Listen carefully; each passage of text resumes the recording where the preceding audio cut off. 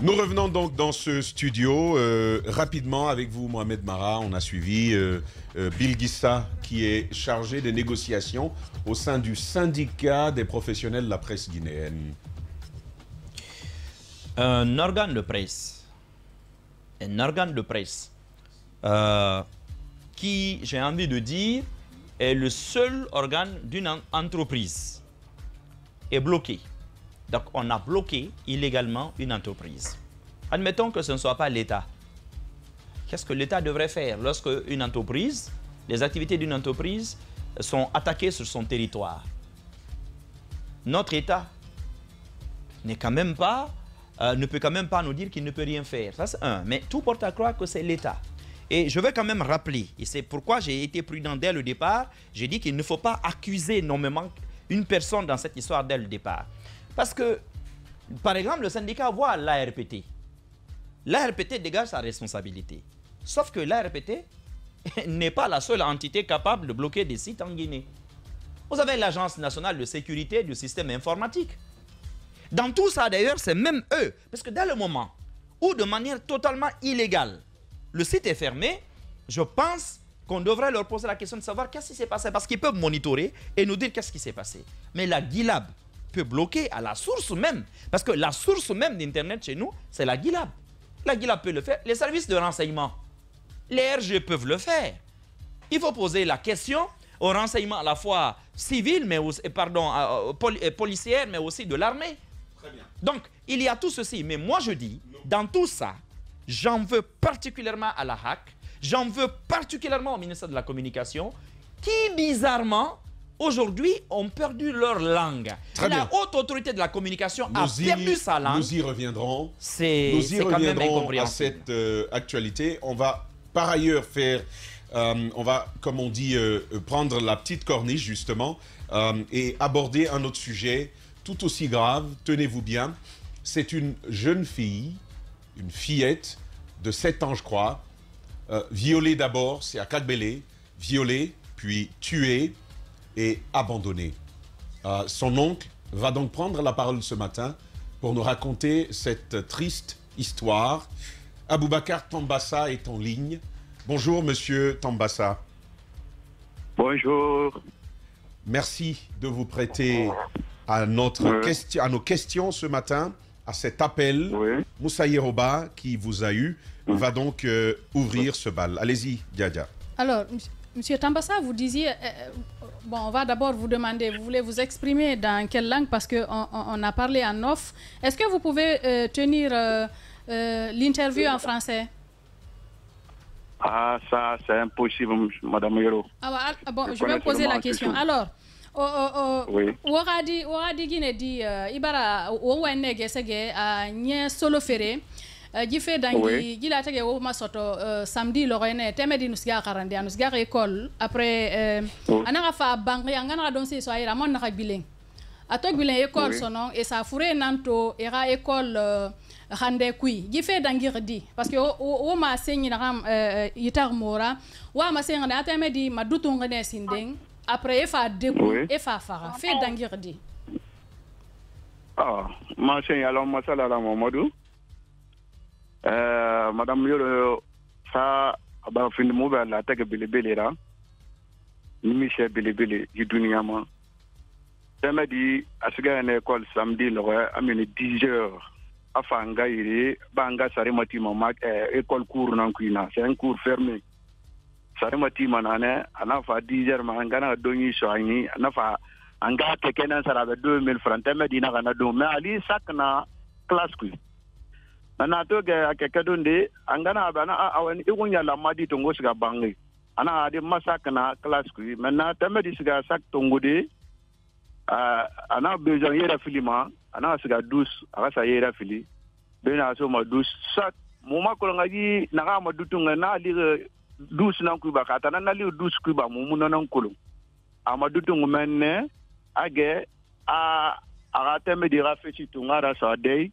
a ko nye relâchera teme di sar menne wuli mini mama abore nan fafa ma sono e fanga so douce e fali teme di sari wuli mini mama ena mini gida kora e fa le angador ena madan kamara ana assiette nan sare naki wuli mini fama nana assiette nan ba gelen set mana abore ba na wosa moto ana gine na yeni siga ni gbele na yeni siga ni gbele sur place na ana ara finya mala teme di ngana an tangali boke ana tamba sana we ana nga fele be radi assiette nan sare be ke bara fara e bara modu to abal fara na monsieur amuno wendi mi bete na telephone to ngai do bode ne na palambena ena patron moi fele be o radi gine e bara modu tun e bara akwanye gere ha bar fara ana fure nan sarbe ina mende na boke na mamet mbouge fe mfafe directement na masak tongo na bouge benen ngafa mfara kere na T10 na fangali na tana goro na ba na langane benen fure gani nyasidin na tana le man tam fa fo na le na gali bar fure gani na han goro profe na fa éducation méré biri na fa condolence fi na enquête fari ami na fa ndi nya ba yore na enquête fari ne na kasange sare nu do yinde luna dige sege man na ndana bouger na gbele na nga saboke je famille bara gelita nga saboke pratan di baba bindi frère ana tanga nya sidine docteur ebejong na ma nga nya sidine asa question pour ya bomma mona waire frère na goro nya sidine dan bara woto to ngonti afi boke ma dangi rena kine mu preuve yo to wi won fe dan na ki temedi fure sari Ignace Dine ena enquête fari a fure na Ignace Dine na enquête fari Lina na otan na lamma o wa mana ma sen fe mangasanyi be gifeto jila tage to masto o gadi to madutu nga fa khili na wol wo no mana ma sen de allo ko son do ngaira quoi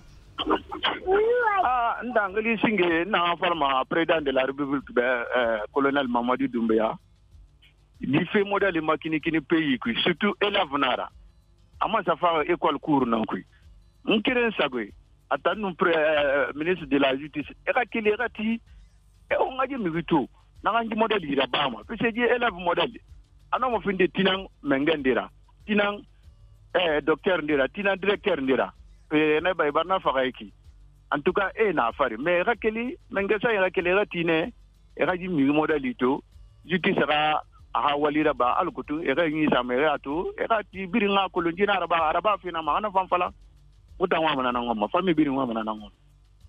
Très bien. Moussa Yero, je pense que faudra justement nous interpréter voilà. Tout ça, parce qu'il y a des gens qui ne sont pas locuteurs du Soussou. Monsieur Tambassa, plutôt merci beaucoup d'avoir pris la parole chez nous et beaucoup de courage pour vous, pour votre famille. Et on espère que l'État fera quelque chose pour vous. Allez-y. C'est un autre drame, hein, Tamba, vous avez vu l'image qui est insoutenable, qu'on ne peut pas utiliser parce que c'est l'image d'une fillette frêle, nue, retrouvée sur les carreaux des toilettes d'une école. L'école s'appelle groupe scolaire Adiamata Yansane, du côté de Kagbelem Plateau. Ça s'est passé samedi dernier. Comme il a expliqué, en fait, la petite est partie à l'école. Pendant la récréation, elle est partie voir sa maman qui lui a acheté de la tchéké, elle a mangé. Et sa maman lui a dit de prendre son petit frère pour revenir à la maison. Elle a dit, maman, mon sac est à l'école, je retourne prendre mon sac. Alors, elle retourne à l'école pour prendre son sac. C'est son corps qui est finalement retrouvé. Est-ce qu'elle était partie se mettre à l'aise dans les toilettes ou bien c'est quelqu'un qui l'y a conduit? En tout cas, on retrouve son corps avec un lacet sur le cou, étranglé. Et le caleçon, vous l'avez vu, déchiré à moitié. Elle, paraît-il, du côté du ventre, elle a été poignardée, selon les explications qu'on nous a données. Donc, c'est une fillette de 7 ans qui meurt dans la douleur. Vous avez vu son image ici à l'écran. C'est l'éternel retournement. En fait, c'est question de violence, c'est question de viol qui se passe un peu partout, dans les maisons. Je pense que la semaine prochaine, je reviendrai là-dessus. En fait, ces derniers temps, je n'en parle pas beaucoup parce que j'en ai jusqu'ici. Il y en a, ça ne se termine pas, ça ne s'arrête pas. Tamba, vous en avez un peu partout et puis derrière, si ce n'est pas des cas comme ça, l'État devrait se mettre à pied d'œuvre pour savoir qui a fait ça. Les enquêtes sont en cours. J'ai parlé avec la directrice générale de l'Oprogem, c'est un de ses agents qui l'a interpellé sur ce qui s'est passé. Il faudrait qu'on sache qui a pu faire ça. Dans un endroit sacré, c'est l'école, dans l'enceinte d'une école, dans les toilettes d'une école. C'est pour vous dire qu'on est à l'abri nulle part. Si à l'école, on ne peut pas sauver une fillette de 7 ans qui est partie pour apprendre le savoir, qui se retrouve tuée, je suis sans mots par rapport à ce genre de situation. Je pense que la violence de la situation se suffit. C'est particulièrement insoutenable. Les images que malheureusement on ne peut pas diffuser, celle-ci c'est la plus acceptable qui soit. L'image de ce corps qui gît à même le sol, dénudé. Jacques, en quelques secondes, votre commentaire. On parle beaucoup du viol dans notre pays. Parfois même, on a l'impression qu'on est en train de combattre le viol. Mais si vous voyez les cas qu'on continue d'enregistrer, vous vous posez la question, est-ce que finalement notre méthode elle est efficace? Vous savez, il faut se rendre à l'évidence que nous sommes devant une situation très très inquiétante et en ce moment adopter des mesures exceptionnelles, des mesures, excusez-moi, qui vont violer même les droits humains. Qui sont à la hauteur du forfait. Vous savez, je suis d'accord. Des mesures qui violeraient même les droits humains. Non, droits humains.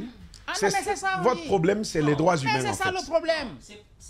Quelqu'un qui tue, on dit bon, il faut le condamner pour 15 ans. Mais si la Guinée adopte une loi, ils n'ont pas peur. Ça ne va plus être une violation des droits humains, ça va être notre loi à nous. Je crois même à la perpétuité. Il va quand même rester à la maison centrale. Les États-Unis. En vie. Les États-Unis. Il y a d'autres, les enfants qui comme ne sont pas en vie. c'est fini. Les pays qui nous dépassent. Les États-Unis, on prend comme une terre d'inspiration. On continue à pratiquer la comme une terre d'inspiration. Chez nous, on dit... Non, pas dans tous les États, mais il y a des États. Il y a des États qui disent, devant un crime crapuleux, une mesure on vous accompagne tout aussi aussi. Forte. On vous accompagne aussi. Je suis bien d'accord que parfois on adopte des mesures draconiennes pour faire peur à ces gens-là, parce qu'ils n'ont pas peur. Ils n'ont vraiment pas peur. Une personne qui est sanctionnée, c'est pas lui qu'on condamne. Pendant que Aïssa Toussané, ce sont les autres qu'on condamne à travers lui, puisque lui il est déjà appelé à disparaître. Lorsqu'un acte est impuni, ça entraîne la commission d'un autre acte. Depuis qu'on a commencé à parler de cas de viol, qui est d'abord un crime dans ce studio, est-ce qu'on a donné un exemple? Il faut donner un exemple. Je pense qu'il faut, à la hauteur du crime commis, il faut des sanctions concomitamment. Parce que ce qui s'est passé, on ne devrait même pas tergiverser. C'est dans un établissement. C'est-à-dire où vous partez pour qu'on relève votre niveau, pour qu'on vous donne une éducation, une instruction, pour qu'on vous protège de la société. C'est là-bas on vous détruit. Ouais. Je pense que là où ça s'est produit, il faut questionner la responsabilité des encadrants. Ça, c'est un.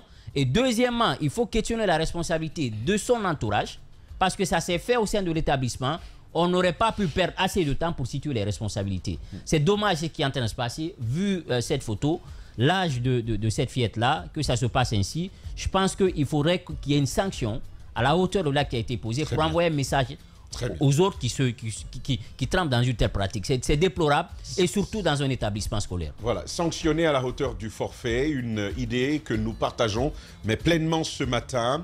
Nous vous l'avons annoncé dès le début de cette émission, désillusion, désenchantement, la douche froide pour les acteurs des jeux de hasard en Guinée. Nous posons la question. Ils y ont pourtant cru à ce vent de vertu qui a été proclamé par le CNRD. Ils ont cru que l'ère de l'escobarderie était révolue. Hélas, non. Tout paraît désormais annoncer le retour de la carambouille dans le secteur des jeux, du moins au dire d'acteurs qui attirent désormais l'attention des grandes gueules. Ce qu'ils dénoncent, c'est un branle-bas total, un méli-mélo, un détraquement justement complet de ce secteur par le seul fait du régulateur. Nous posons la question ce matin, qu'est-ce qui se passe dans le secteur des jeux? C'est un sujet que malheureusement l'actualité est venue nous ravir. Nous reviendrons dessus sur les prochains numéros. Et il y a à boire et à manger sur ce sujet-là. Jacques Lewa Leno, Mohamed Mara ont mené l'enquête. Il sera suivi de commentaires des chroniqueurs dans les grandes gueules. Mais on va quand même aller à cette petite rubrique avant la fin de ce numéro, le mur du jour. Les GG, le mur du jour, Aïssa Toussané, qui s'est pris des briques dans la tête?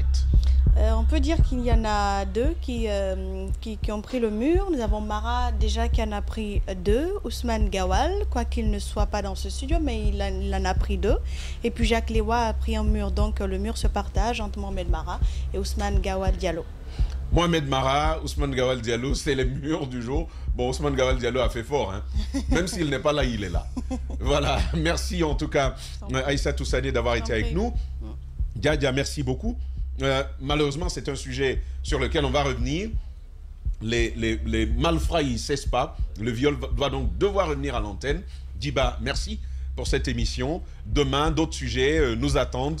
Pas mal de choses. Et le fonctionnaire de la mairie de Matoto, justement, réitère l'invitation pour demain, de Ratoma, pardon. Pour demain, nous allons aborder tous ces sujets-là. Merci encore de nous avoir préférés. Continuez de rester en compagnie de nos programmes, les meilleurs de toute la Guinée. Vous le savez, c'est ici. À tous les